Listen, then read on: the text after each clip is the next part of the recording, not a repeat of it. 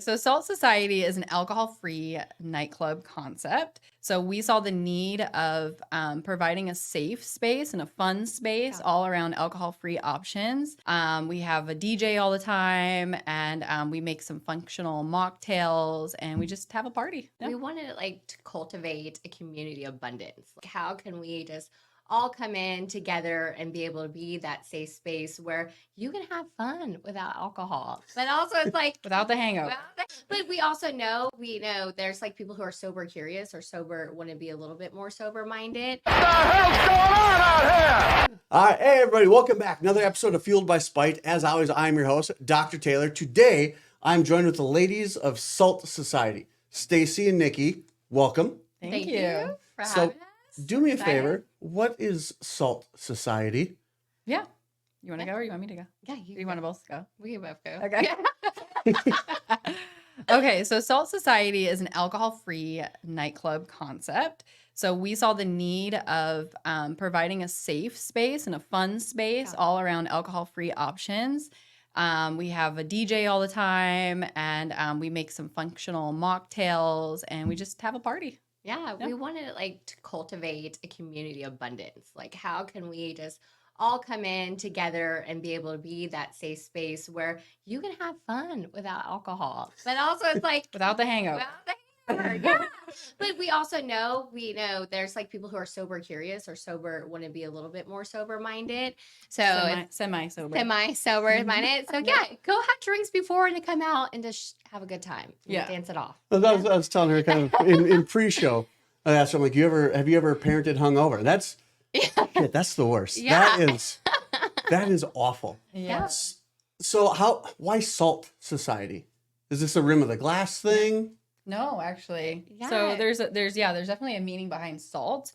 And like from a biblical standpoint, like salt has a lot of meaning. Like we are to like season people with like love and intention and all that. So like that word salt is very powerful to us because although like we are Christians, we don't push our religion, we don't push any like practices or anything on anyone, but we do want to display the characteristic of a Christian as like love and then just Well, and I think it's also like being salt of the earth is like accepting people to come as they are, right? Like that. We just want you to come as you are, Yeah. Regardless of where you're at in life. And then you're going to be around that abundance of joy and people who have more awareness and are like, you could be like having a bad day even at that place and people can tell and be like, hey, what's going on?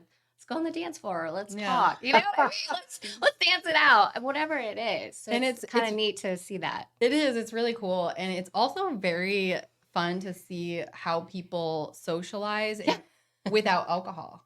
It's almost how easy it is to clean up the place. Yeah.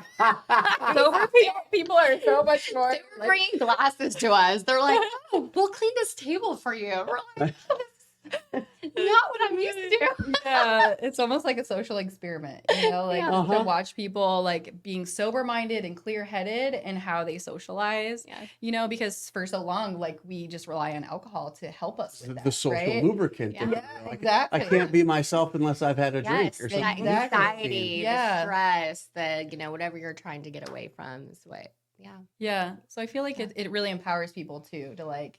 Have you seen that? Because I mean, we've all heard that. Like, I can't be myself unless I've had a drink, or like, I need a drink to loosen up. Yeah. Have you seen that in your spaces? That person. You don't have to name names. But maybe someone who comes in and you could tell, like, I bet that person wishes that there was booze in here. But then an hour into it, they're like. They're a social butterfly. That is so true, because you got to remember that sometimes couples, they're both aren't sober. So it's either the wife or the husband that's dragging them out there. So you do see that dynamic, or the friend group, right? Yeah. Like we're like, now they're the ones bringing their friends to the sober club. Yep. So you do see that. Cool. And then all of a sudden they're all on the dance floor having a good time. So, like acting like they're pseudo drunk, if you will. And turns out they're just drunk having off the fun. Off the vibes and the environment. Yeah, I mean, really, like our first event, I think was like so hype, and I felt like a high off of it. I was like, we put something in our mocktail accidentally, Let me see that bottle.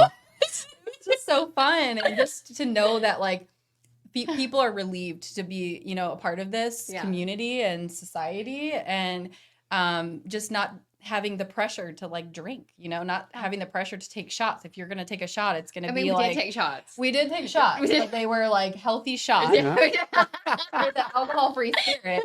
So, and that was just so fun because it's just kind of changing, like our slogan is changing the way you socialize, you know, because, you know, in the past, we've both been in the bar industry, and like we've just witnessed that like people get pressured to take shots. People get pressured just to have a drink when they maybe don't want to, you know, or they're just throwing back like fake shots, you know, wasting someone's money, you know. Yeah, talking husband and wife, like, hey, can we go? Yeah, well, no, I'm talking. Okay, well, I guess if I'm gonna stay, I guess I'll have another.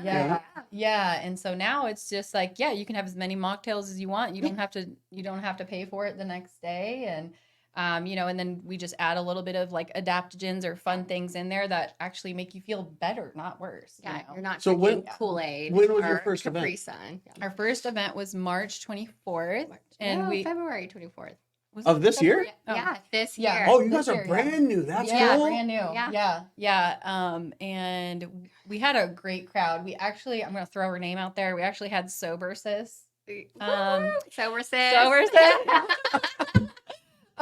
She attended and she was so excited. So the Sober Sis is like a very influential lady that helps women you know, have a sober lifestyle that struggle like a with 21 alcohol day reset if you're sober curious or you're not sure, you know, because that's always the question. Do I drink too much? Yeah.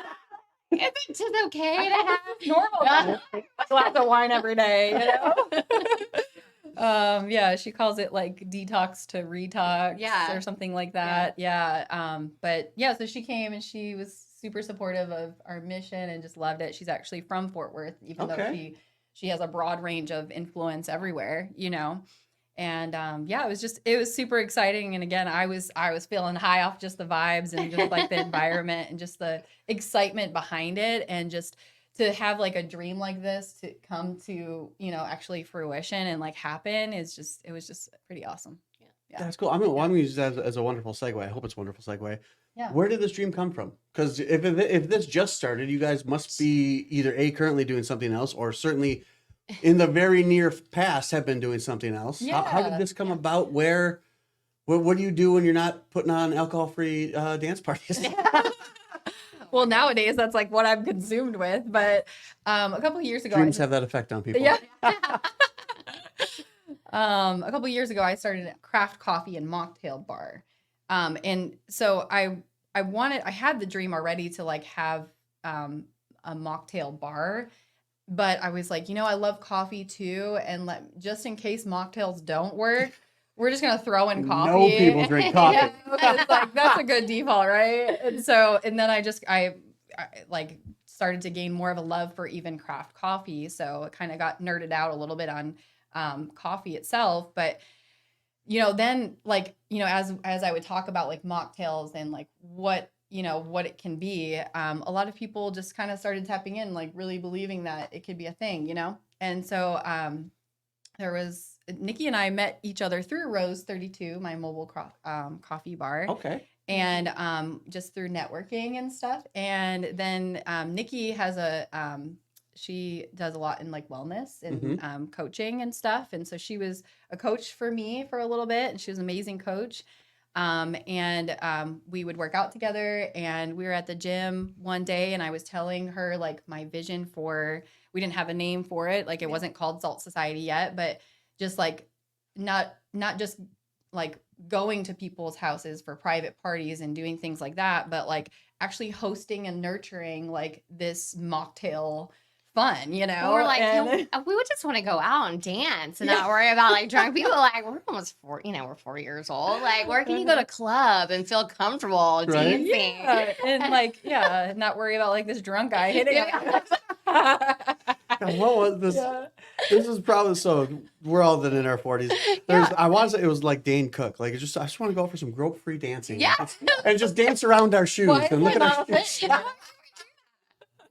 And she shares her dream, and I was like, let's make it happen. Yeah. Let's do it. Awesome. And my response was like, oh, you want to do this with me? Like, we're going to do this together, you know? And so we just started talking about it, and like it happened so quick, and like very quick. yeah, and like we've had some amazing outcomes. Like I think that we are really becoming like known as like mocktail girls, or like I said, nurturing the space, I think, is what our like most recent goal is. Like just really allowing people to have fun around it, and proving That's so that, cool. yeah. And so you basically just kind of, I'll say, either brain dump or word vomit it, or a little bit of column A, a little column B, your dream on her, and you're just like, oh, yeah, I'm in. Yeah. I want to do that too. That sounds fun. Make it happen. Yep. Yeah.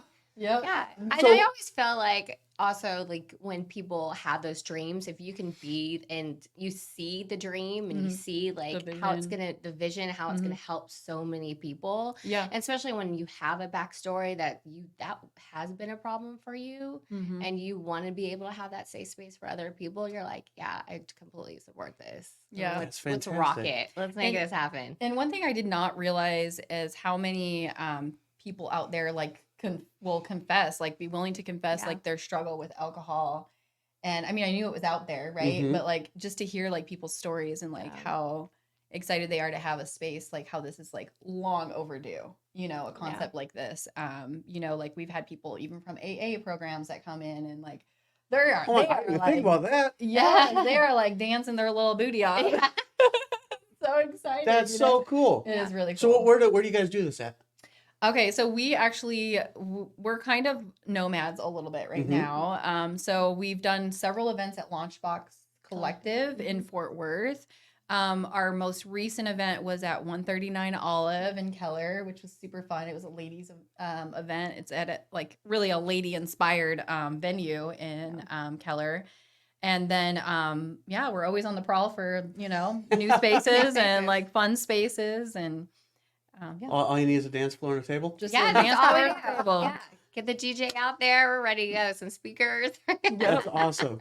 So obviously this is a niche thing. Not to say it's not a need, because I mean absolutely, like Sure. like you said, it's like, do I drink too much? If you're asking that Yeah. question, you might. You might be. But that being said, it's so far removed from general. Yeah. Sounds Yeah, like really the norm, weird, like general society. Right. So you had to have detractors. People like, well, that's stupid. Yeah, of course. Maybe yeah. not so many, or maybe in those exact words. Yeah, yeah. I mean, I like several years ago, being in the bar industry, like I started noticing that people are asking for alcohol-free options, and then I'll go to the bartender, and the bartender will be like, okay, I'll give them a Sprite, or I'll give them a Topo Chico or something, But I'm like, why can't we just offer the same? Like, why can't we still be a mixologist and still offer something like a fun cocktail without alcohol, And so I actually started saying, like, I'm going to own a mocktail bar. Like, this is going to be a thing. Like, I am going to make it happen for people that have been underserved for so long and like not Literally and paying attention. figuratively. Literally, right? And even to this day, and until people are made aware of the mocktail products that are out there, a lot of times they'll be like, oh, I thought when I go to a bar, the only option is like Topo Chico or something. And I'm like, no, girl, like there's so many other options. There's so many good things out there now. So yeah, I mean, of course, like being in a bar setting, like when I started saying that, people were like, oh, that sounds stupid. Why would you ever do that? You're not going to make any money doing that. That was Fair. a big thing. Yeah. Yeah, and and then then not enough people. Yeah. Yeah. Yeah. And then we did a pop-up, as we were saying before, at a local bar, and it was just a really interesting thing. A local bar with alcohol. With Local alcohol. bar And you with were doing- alcohol. We had our little setup. Yeah. right next to the bar. It was just really interesting to see like people walk by. They would like walk by and kind of look at us like, what are you doing here? And Nikki's, I think Nikki's excitement and like, her vibe kind of pulled everybody in. Yeah, I Very don't think Nikki inviting, can hide like- that. And so, yeah, and then we were talking about a young man that was there, and before that he was drinking a beer, like a regular beer, and then we just gave him one of our alcohol-free beers for free, just so he could try it, just so he could see like something different. It's we have athletic brewing on our menu, and it's, in my opinion, it's the best alcohol-free beer brewery out there, and it tastes just like beer. I mean, it is IPA mind-boggling. hazy is my favorite too. Yeah. If you like IPAs. Where are they out of? So Sprouts has them. Tom Thumb has them now. Yeah. That's awesome. Yeah. And you're saying like where they Yeah, like located. where yeah. I don't remember where they're located. They're not quite like local, but Okay. I think that also the idea behind it is because they're called athletic brewing, though it's less calories too than a traditional beer, Yeah. So it's really fun, and it really does taste just like No, and it's beer. interesting because I feel like I've heard of it. So I'm big in rugby. Rugby is obviously a English sport, as is drinking. Yeah. So those two are. You'll have your chance. I know, right? So those two are kind of married, but in the rugby scene, like part of the environment is to have what's called an aftermatch. It's basically just a party after the game, and there's always food and drink. And as time has gone on, I want to say it's been athletic brewing. I've seen this stuff pop up. That and in like CrossFit, you go, you just got done, with Murph season, if you will, and after everyone does Murph, you have a grill out, and there's again that has popped up there too. So it's all coming together. I guess maybe it's a little sign. I wonder if I drink too much. No. Yeah. So with this too, then, because you're exploring you're jumping into a niche market. Mm-hmm. There had to be like situations that you've come across where you legit had to like find a way or make a way. It doesn't sound like there's a necessarily a blueprint out there for you guys to just follow. Yeah, and that is actually that's a very good point, because I think that even when we got started, we were trying to do some like market research, and we're like, it's not really out there. Like, how do we actually see if this is a proven system or if this is gonna work? But I think that we're so passionate about the concept and believing that it will work, and believing that there's people out there that are really looking for it. We just have to get in front of them.